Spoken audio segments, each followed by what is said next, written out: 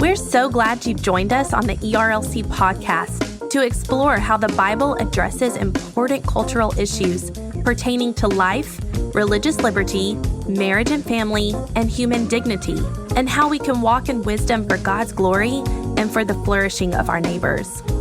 If you're enjoying this podcast and find it helpful, please leave a review wherever you listen.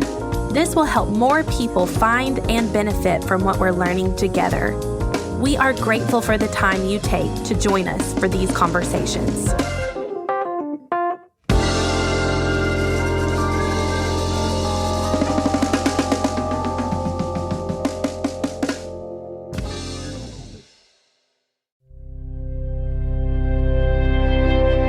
Every parent knows that the work of parenting is good, yet hard. The Lord has entrusted every mom and dad and caretaker with the task of shaping and cultivating souls for His glory. But as sinners, we will make mistakes. So at our national conference, Todd Wagner offered encouragement in his talk, Pressing On When You Fail as a Parent. We hope this message brings you renewed hope for your calling.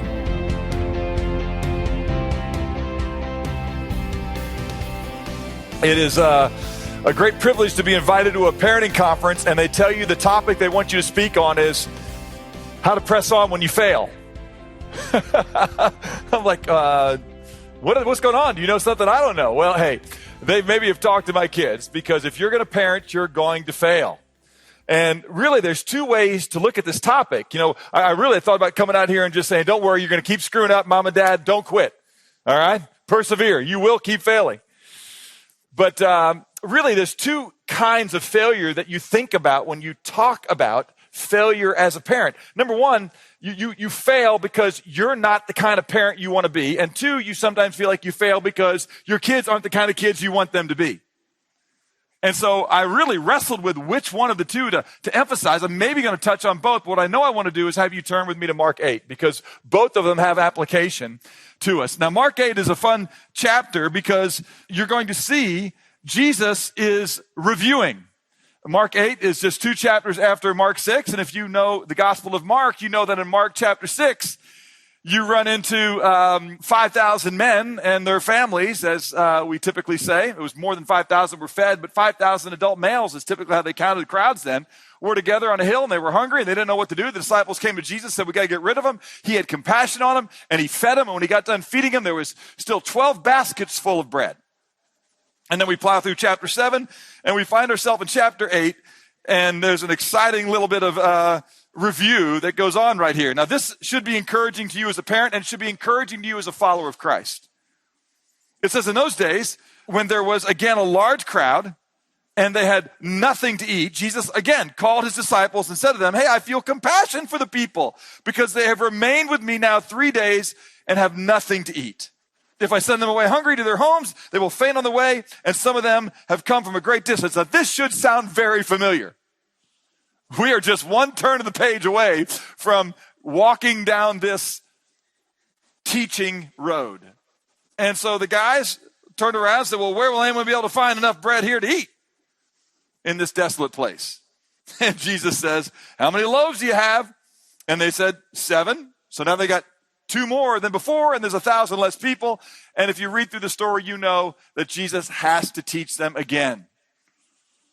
The bottom line, the major emphasis, by the way, I think the reason that Jesus keeps hitting and teaching this lesson, the feeding of the 5,000 and the resurrection are the only 2 miracles in all 4 Gospels. Now, we would all go, hey, the resurrection's a big deal, right? You really need to know about this thing if you're going to be the kind of person who responds to the grace of God and who gets to live in relationship with God. The resurrection, we know, is a big deal. But have you ever stopped to ask yourself, why is the feeding of the 5,000 also in there? And then again, in a couple of the Gospels, the feeding of the 4,000 right after that. Well, let me tell you what's going on here. Again and again, Jesus is teaching his disciples, you don't have what it takes to meet the needs of people, but I do. He tells them to take what he has, he gives thanks to the Father, and then through him, the grace that is necessary is multiplied, and the people are provided for. But I don't care how strong you are. I don't care what kind of fisherman you are, how many nets of fish you've pulled out. You can't carry enough food to distribute, your 1/12 of the 10 to 15,000 folks that were there.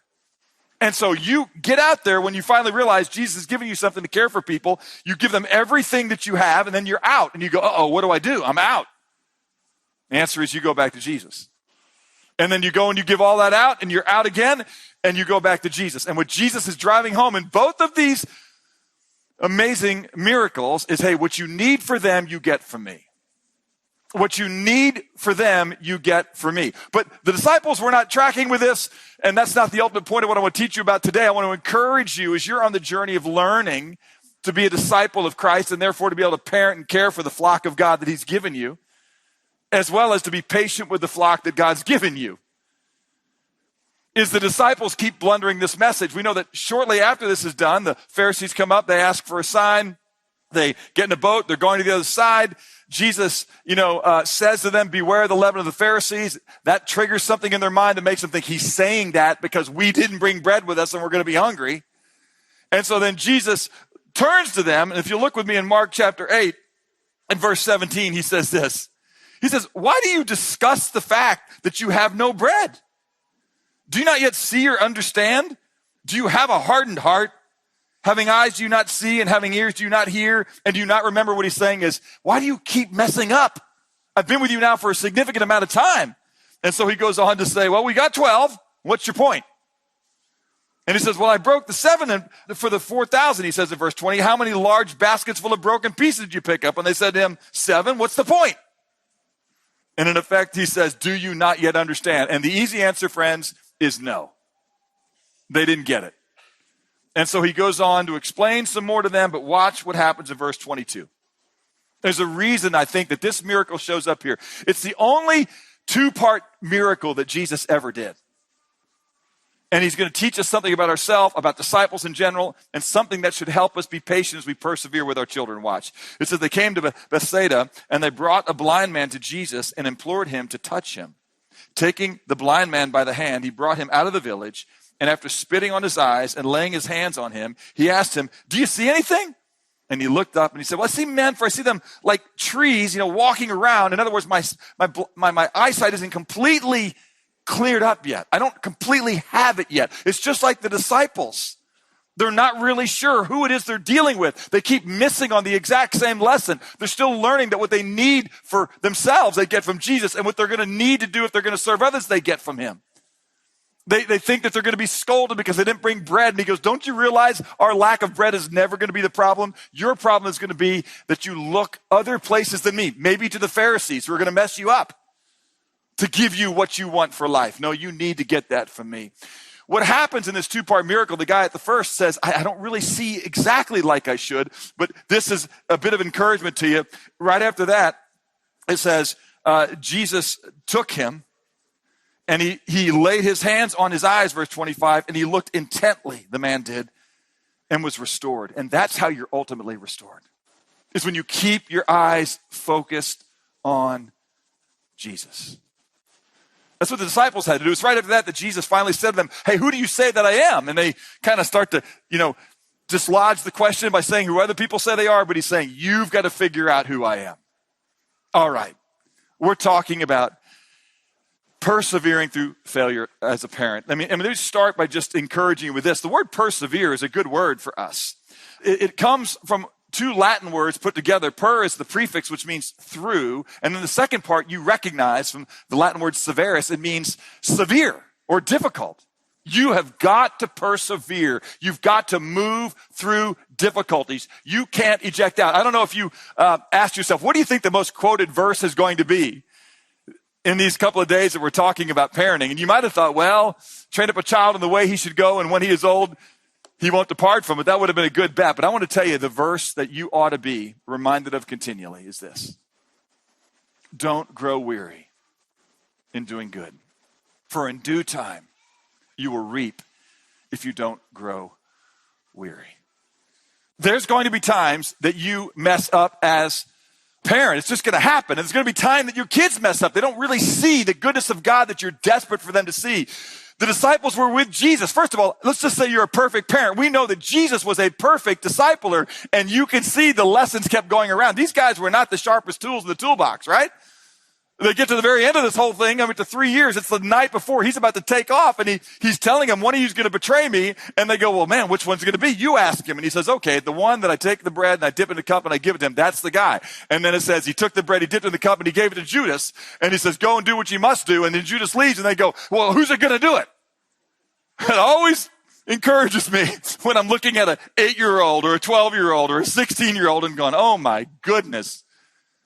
Even when the master teacher was there, steadfast for years, he had to see through the difficult times and entrust them to the Lord and not grow weary in doing good. I love the verse right after that. Galatians 6:10 says this. It says, therefore, while we still have time, let us do good to all men, especially to those of the household of faith. As parents, we can't stop loving the kids that we've given us. And I want to just encourage you with this. I have 6 kids. I'm blessed right now. 4 are of college age or older. Another one's about to be a senior, and one is lagging a little bit behind. He's an 8th grader. But he, because he's the youngest of 6, is pretty fluent in adult conversation. All of them live right now in Dallas with me. And so what we're doing is we're having family dinners every week. And what's really fun about having family dinners every week is I'm getting right now what you usually only get every other Thanksgiving or every other Christmas, right? When the adult family gets back together and they sit and they start to share stories that they didn't tell you or that happened outside of your purview when you were a kid. So I'm getting them right now kind of live, right? And the high school senior and the 8th grader are kind of like, hey, we're still under, the household here, easy on our stories. But you know what has been really funny to me? The stories that they have loved to tell the most have been the times that dad really screwed up. The times I failed as a parent, like the Christmas that the Grinch didn't ruin, I did. When they were all, I don't know what their ages were, but they weren't very old, and I had my perfect Christmas sweats on and my nice shirt on. I got my coffee. They were ready. Everything was going great. Kids are opening gifts. One of my boys had a basketball. He's dribbling it once off somebody else's foot. It hits my coffee, kind of gets on me. It stains my perfect little Christmas shirt, and I didn't handle it perfectly. And they go, remember that Christmas? And it didn't last long, right? It was maybe what we would call a 10-second kind of, what are you doing? Come on, think. You're supposed to be paying attention over there. And, everybody kind of backed up under the tree like mice. And my wife kind of was, hey, Todd, whoa. And let me encourage you with this. Because with every story like that, there's another famous story that my daughter was overseas and she was, studying different languages as she was going through a different semester overseas. And my wife and I went with her, and then we were traveling through France, and I had rented a car to drive from Paris to Normandy. And we were looking forward to that great day. And it was a brand new, with 600 miles on it, Mercedes E-Class, beautiful car. They had made a mistake, so they gave me this car, and I'm driving it. And I know it's diesel, right? I had 2 hours of honor French I slept through in high school. And we get to the gas station, and I don't know if you've been to France much, but in France, sans plume, right? No lead, has green nozzle. And most cars are diesel, and guess what diesel is called in French? Gasol, right? So what's dad do? He puts I don't want to put gas in a diesel car. Well, yes, you should have done that. Gasol goes in the diesel car. And I remember going in to Pierre behind the counter. And when he figures out what I did, he goes, oh, monsieur, that is catastrophique. And it was. It was catastrophique. And so they tell these stories, all right, about dad and his failures. And I'm encouraged that there's only a few. But when they happened, they were colossal, and they are celebrated and remembered and memorialized and retold and Paul Bunyanized and on and on and on. But I want to encourage you with this. When you fail as a parent, you've got an opportunity to still lead. The scripture says, he who confesses and forsakes his sin will find compassion. But he who conceals it will not prosper. Can I just encourage you guys with this? Hypocrites, parents, sometimes ask me this question, what should I do if I really lived a crazy life and my kids ask me questions about what I did before I was married or what I did on spring breaks or how I lived in college? I feel like I'm going to be hypocritical if I tell them not to do something I did. Hypocrites are not people who tell other folks not to sin. Hypocrites are people who, when they sin, say, that wasn't a sin because I did it. You have an opportunity to say, let me tell you something. There's lots of things maybe I did as a mom or dad. For me, it was one Christmas in about a 10 to 15 second flash that I had a moment to confess and forsake and get my kids to go, hey, listen, what just happened right there in that 10, 15 seconds? You see what happens when leaders don't abide. That was not the Spirit of Christ. That was just your daddy, and I need to ask your forgiveness.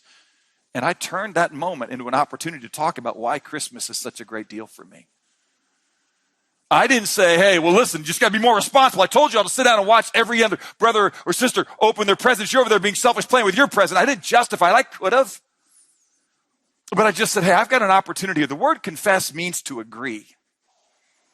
And one of the things that we have to do before our kids sometimes is agree that what they just saw was not what God intended for them.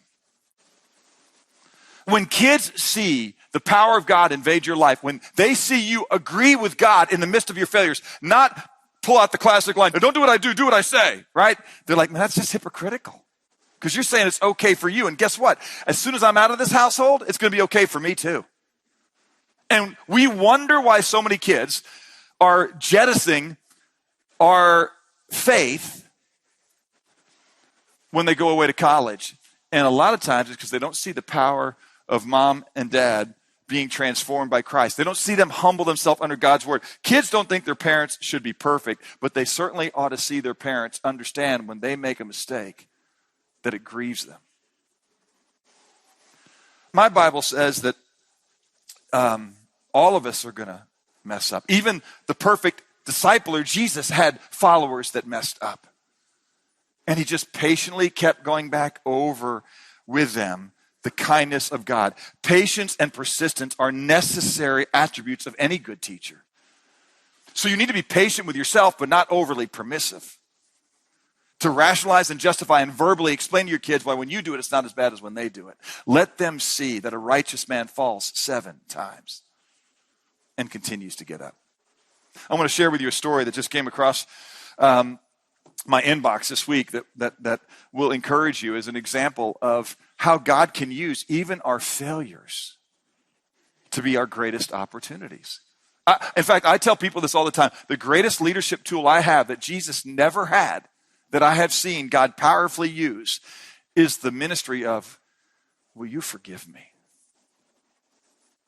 Not I'm sorry, see, because I'm sorry still keeps me in control. When I say I'm sorry, I'm making a declaration that if you don't get over it, it's your problem. I said I'm sorry. You don't just say I'm sorry to your kids. No, you need to get on your knees sometimes as a parent. And you just need to say, hey, listen, what I did was sorry. It's appropriate to say I'm sorry. What I'm saying when I say I'm sorry is I'm declaring that what I did made God sad and it made you sad, because sin always breaks relationship. And so what I did was sorry. It wasn't what God intended. And therefore, as I've asked my Father for forgiveness and he's given it to me, I need to ask your forgiveness. I forsake that behavior. And I'm asking you to restore this relationship. I'm always going to be your dad. I'm always going to be, your mom, and in some cases, obviously half of us. But will you restore the relationship? I need you to do that because I have done something to break the trust. What I did was sorrowful. I have a family that I know that what they did was extremely sorrowful. They didn't love one another well. They weren't faithful in their love. They were headed for divorce, and there was a lack of peace in their home. But what they did is they began to acknowledge that they were being selfish and not committed to doing the good that God intended of them, not loving as they had been loved. In fact, they had walked away from that love altogether. And when they began to walk again in humility, through a little ministry that we have called Re-Engage. Re-Engage is just a simple ministry that we've created to help people whose relationships are broken to re-engage with God so they can re-engage with each other. And I want to read to you this story. And I'm going to encourage you as a parent that when you fail, it can be your greatest opportunity. I'm going to tell you about a little girl who came from a home that was about to be broken, who's not going to leave the faith because she's seen the power of God in restoring a mom and dad. I'll just read it to you. Hey, I want to share a sweet story to you that happened today. Alexia, our 12-year-old, came home from school. Just happened. Asking if we had a card for Re-Engage. It's a ministry that helps people restore their relationship with God so they can restore the relationship with each other.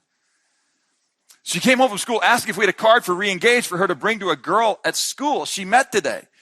we asked her, well, why do you want to take her a re-engage card? She's 12. We said, well, Mom, here's the deal. This new friend I made, she told me her parents are fighting a lot. In fact, she just heard that her mommy was with another person's daddy and that her brother or sister in her mommy's stomach doesn't come from her biological father.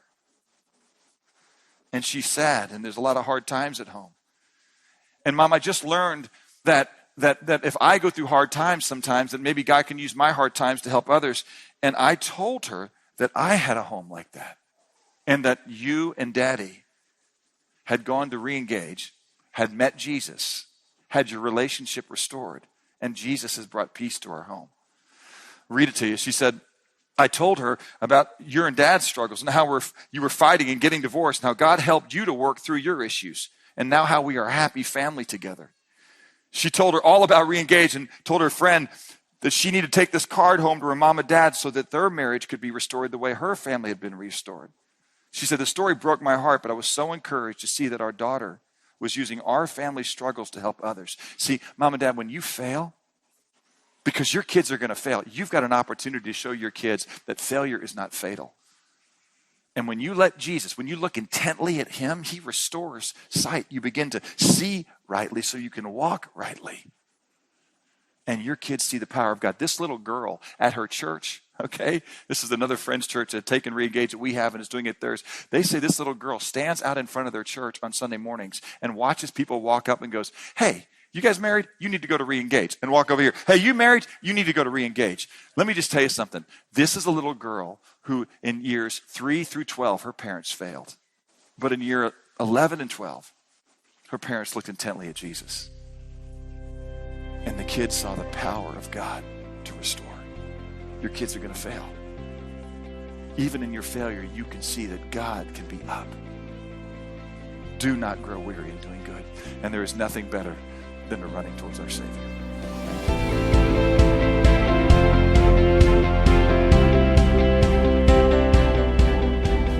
Thanks for listening to the ERLC podcast. To subscribe, visit ERLC.com, or you can check us out on Apple Podcasts or Google Play. And join us next week as we start listening to inspiring content from our historic MLK 50 conference.